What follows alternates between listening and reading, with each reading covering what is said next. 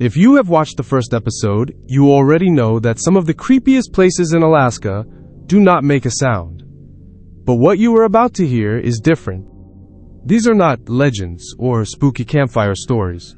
These are first-hand accounts from people who witnessed the impossible, or did not come back to tell it. If you are just joining, do not stop here. Go back and watch Part 1 later. Trust me, it all makes more sense when you have seen what came before. But if you are still with me, then lock your doors, turn off the lights, and whatever you do not follow that voice that sounds like your name. Let us start with something that might just make you question everything. The Black Pyramid of Alaska. Deep in the Alaska Range, where the landscape is brutal and the wilderness is untouched, lies a structure beneath the ice. Between Gnome and Denali, there is a stretch of wilderness so vast and remote that even satellite maps can't fully capture it. Yet beneath the silence of this vast expanse, there is something unnatural. A shape, a structure, a secret the government would rather you did not look for. Back in 1992, a geologist working with the U.S. Army was doing a seismic survey in the Alaska Range. But what his team picked up was not normal. They recorded a pattern too symmetrical to be natural. At first, they thought it was just interference, but the signal kept repeating. Same spot, same signal, a perfect square. They cross-referenced this with data from ground-penetrating radar from an unrelated study, and to their shock, found something much bigger. A massive pyramid buried beneath the ice. Not just any pyramid either. This one was larger than the Great Pyramid of Giza, deeper and darker. The team was ordered to classify the data. Within days, 2 members were reassigned, and the project was shut down. The official reason? The survey was inconclusive. But it did not end there. In 2012, a retired military contractor came forward and revealed a chilling story. He claimed to have worked on a top-secret underground facility built around a non-terrestrial object buried under the Alaskan permafrost. He called it the Black Pyramid. According to him, the structure was not made of stone. It was something far harder, something that absorbed light instead of reflecting it. And he claimed it was not an accident, it had been intentionally buried. This was not a crash site, he said. It had been placed there, deliberately. No one knows exactly how old this object is, but according to this source, it emits a low-frequency pulse, a resonance that humans can feel but can't record. It does not harm anyone, but it is impossible to document. People who entered the perimeter around the pyramid reported disturbing side effects, pressure behind their eyes, auditory distortions, memory loss, and a strange sensation of being watched. Satellite images of the area are blurry by default, and no HD scans or flyovers are allowed. When independent researchers attempted to plan an expedition into the zone, their permits were delayed, then denied, then revoked without any explanation. The area is now used for classified military training, no civilian access, no public data. One whistleblower claimed that attempts to drill into the structure failed, equipment jammed, steel bits melted, and strange readings showed negative space inside the pyramid, like it was hollow but filled with something none of the instruments could identify. Skeptics called it a hoax, a Cold War-era urban legend. But one thing is irrefutable. In 1992, Chinese and American seismic sensors recorded the same anomalies beneath Alaska during the same time period. And for 48 hours, both nations went completely silent. No press releases, no communications, no explanations. When the lines reopened, the incident was never mentioned again. So what is the Black Pyramid? An ancient power source, a buried machine, a sealed gate, or just a scar on the earth, buried to stay hidden? No one knows. But the silence surrounding it speaks louder than any answer. Now, let us talk about the eerie happenings in Gnome, Alaska. It is a small, quiet town, nestled between ice and ocean. where the silence feels deeper than the cold. But something strange has been happening here for decades. People keep disappearing. And not in the way you would expect. No storms, no crashes. They vanish without a trace. And the weirdest part? They leave nothing behind. No footprints, no struggle, no scream. Since the 1970s, over 30 unexplained disappearances have been documented in Gnome and the surrounding villages. Men, women, locals, travelers, everyone's gone. And no one knows why. But a few people have returned, and what they described is beyond terrifying. It was not a thing they saw, it was a sound. Those who returned, shaken, confused, and often found miles away from where they last, were reported the same experience. The sound was not loud, but it was everywhere, like a pressure in their skulls. At first, it felt like the ground itself was humming. Then, it filled the air. They say it does not come from any specific direction. It is everywhere at once. Low pulsing, almost mechanical, but not quite. Some call it a vibration. Others say it feels like a thought, but one that is not yours.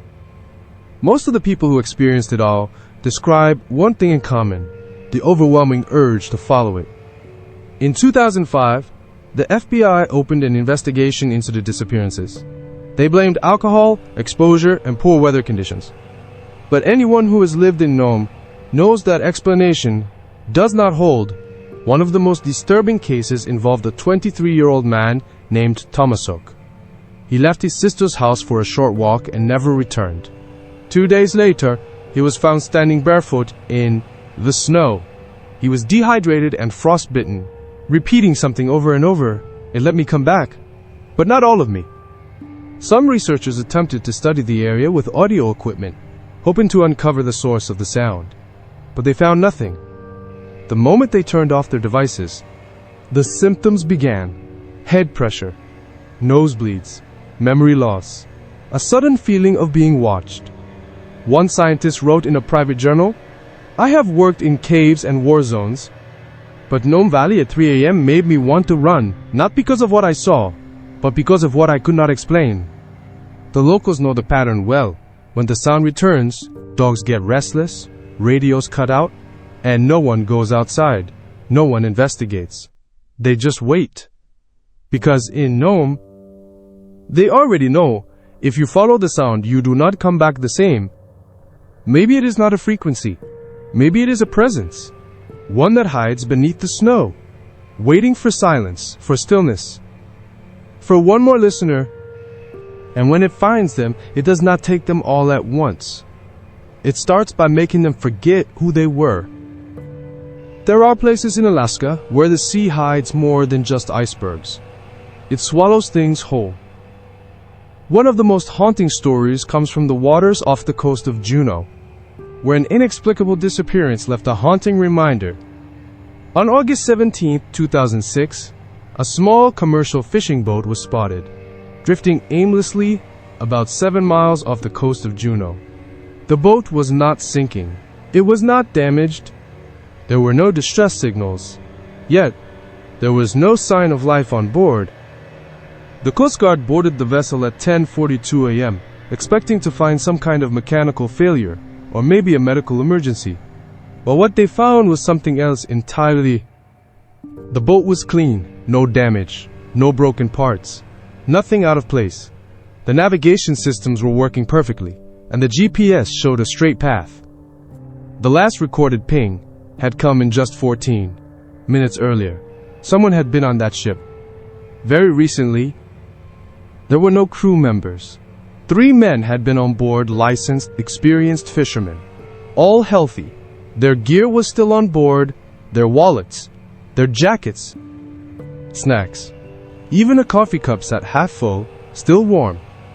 The Coast Guard's report listed the crew as lost at sea, and the case was closed as a tragic accident. But the investigators who arrived later noticed something strange. None of the lifeboats had been used. Not a single one. And even stranger, there were fresh boot prints on the deck. Just one set of prints. As if someone had walked from the cockpit to the railing. And then stopped. A diver later checked the hull, expecting to find damage. Instead, he found something unsettling. There were scrape marks on the underside of the boat, like it had rubbed against something large and solid. But there were no rocks or obstacles in that area. The families of the missing men were never satisfied with the official explanation. But what came next only deepened the mystery.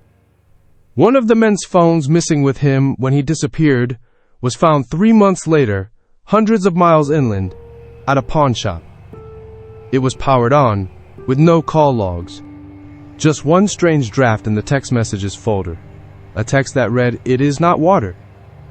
Locals have dubbed the boat the ghost boat of Juneau. But not because it is haunted. It should not have come back. The boat did not belong on that water, not without its crew. One man who was close to the investigation said, "I have seen storms take boats. I have seen ice damage. Pirates, you name it. But this boat, this one came back like it dropped them off somewhere and left in a hurry." Today, the boat sits in a private dock, retired and never sold. No one wants to touch it. Not because of what was found, but because of what was not. There are places in the sea where things disappear. But every so often, something returns. And when it does, the silence left behind feels too quiet to trust. Let us talk about something that has walked this earth for centuries, yet no one has ever fully understood. There are stretches of land in Alaska where the snow does not melt, and no towns were ever built, no trails marked, no names given. It is wilderness at its purest. And hunters know these places. They avoid them, not because they are dangerous, but because they talk back. In the upper tundras near the Brooks Range, there is a legend. A creature that mimics form and voice, something that borrows the face of its prey and uses it to lure you off the path. But it does not hunt to feed. It collects. The Inupiat people have long described this creature as a deer man. A figure with long legs, no visible eyes, and antlers that are too symmetrical to be natural. It stands motionless, just outside the tree line or ridge line, watching you. When you see it, you do not feel fear. You feel recognized. In 1999, a park ranger near the Arctic National Wildlife Refuge had a terrifying encounter with this entity. She was alone at her outpost, and at 2:37 a.m., she heard her own voice calling out to her. But the radio was off. She was the only one there. She did not open the door. The next morning, she found hoof-like tracks circling her building, but one set of tracks had an extra imprint, like a human heel where it should not have been. In 2015, a military unit on a cold weather survival exercise near Barrow reported hearing another version of one of their team members calling out from the forest. When they located the soldier, he was with the group the entire time, but the voice in the woods had used his full name, something none of them had ever said aloud. The creatures do not charge, they do not scream, they wait. People say over and over again that when they encounter these creatures, it is not that they feel afraid, it is that they feel pulled, not physically, but mentally. The air goes cold, the world grows heavy, and whatever they see, it shifts, it flickers. It does not move like it is lost. It moves like it knows where you are going. One hiker described it like this. It looked like it was wearing something dead, but the voice came from inside it. There is no confirmed attacks, no bodies, no physical evidence. But in the places where the deer men have been reported, strange things happen. Maps get rerouted. Campsites are permanently closed. Trails are marked restricted without explanation. Locals say these creatures are not trying to scare you. They are trying to replace something. A memory. A name. Once you hear them, you do not forget them. But more importantly, they do not forget you either. So, if you are hiking in Alaska, and you hear someone call your name, do not answer. Even if it sounds like someone you love. Even if it sounds like you. Because the second you answer, it knows you are listening. There is a lighthouse in Alaska that no one wants to stay in. And for good reason.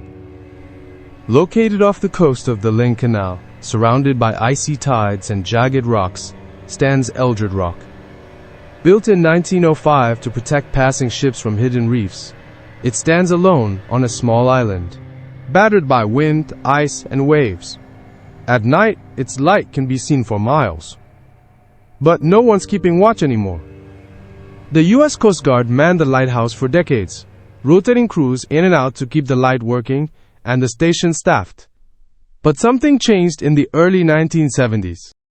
The operator started requesting transfers early, some after only one night, and their reasons were unsettling. They reported hallucinations, whispers, sudden migraines, and most disturbingly, a sensation that they were being watched from inside the walls. One officer wrote in his final log entry, "The light does not protect ships anymore.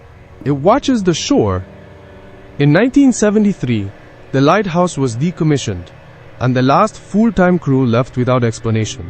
The official reason? Automation. But locals know the truth. It was not just automation.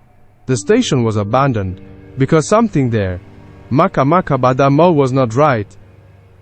In 1998, a team of researchers studying marine currents decided to spend the night in the lighthouse. They brought cameras, but they never released the footage. In an anonymous interview, one member of the team said it was not haunted in the way you would expect. It was not cold. It was not dramatic. It just felt like the building already knew them. Like it remembered something about them they had not even told it yet. One detail keeps popping up in reports. The sound of footsteps above you when no one's upstairs. The sound of waves crashing inside the building when the tide is low.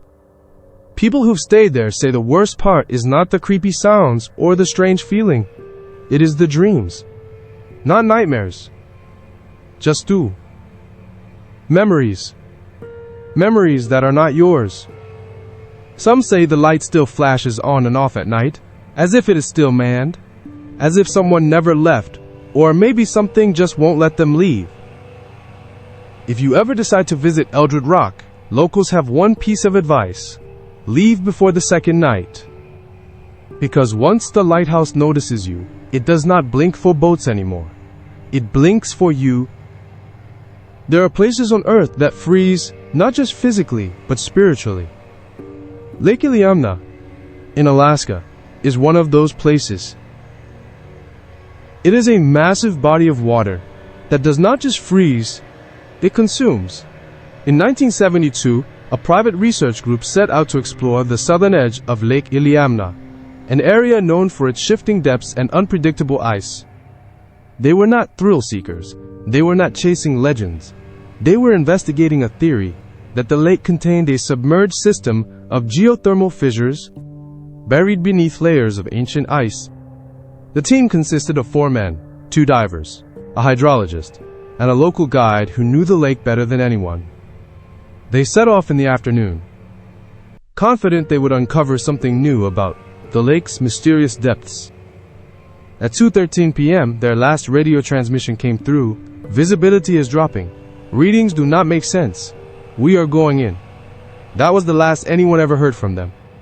The next morning, search crews found their boat still afloat, drifting near the center of the lake. It had not sunk. It had not iced over. But inside, things did not add up. There were no signs of struggle or distress. The navigation system was working. The food was still uneaten.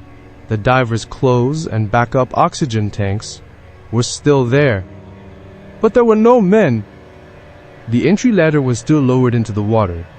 The dive logs were completely blank.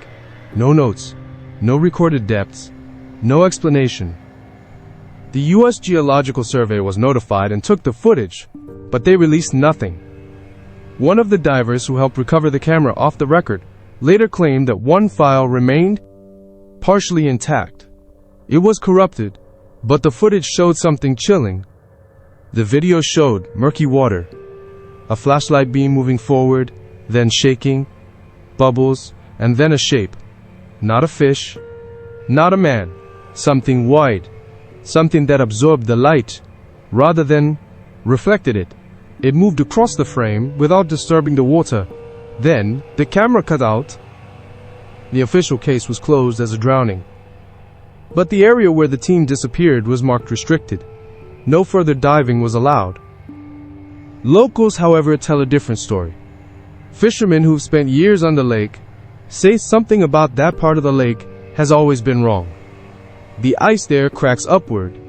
The water beneath is warmer than it should be.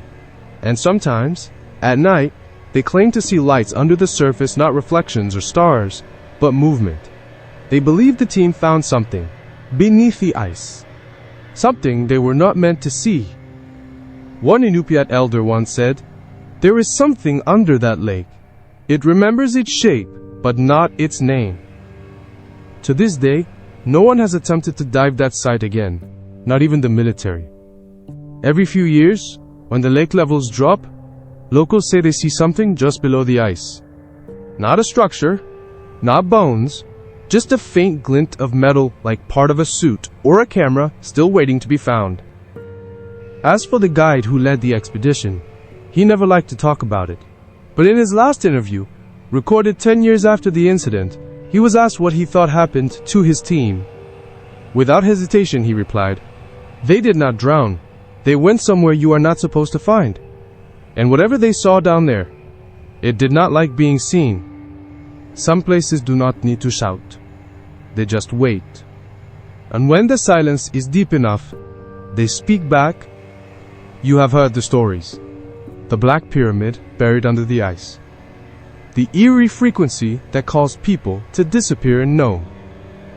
The ghost boat of Juno that should not have returned. The deer men of the tundra who mimic voices to lure you off the path. Eldred Rock Lighthouse, where the light does not protect, it watches. Lake Iliamna, where the ice does not just freeze, it consumes. These are not just stories.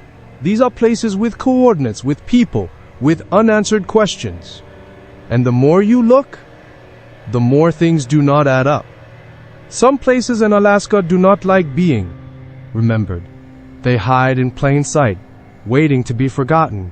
Or perhaps they hide because they do not want you to find them. What do these places have in common? Silence? Disappearance? The things we cannot explain. The things we should fear. So I ask you, after hearing all these stories, what disturbed you the most? Which of these haunted places feels real? And more importantly, where should we explore next? Drop your answers in the comments, because the state most mentioned will be the next one we uncover.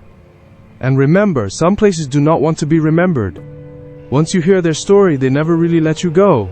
So if you are still watching, know that something from Alaska might be watching you too.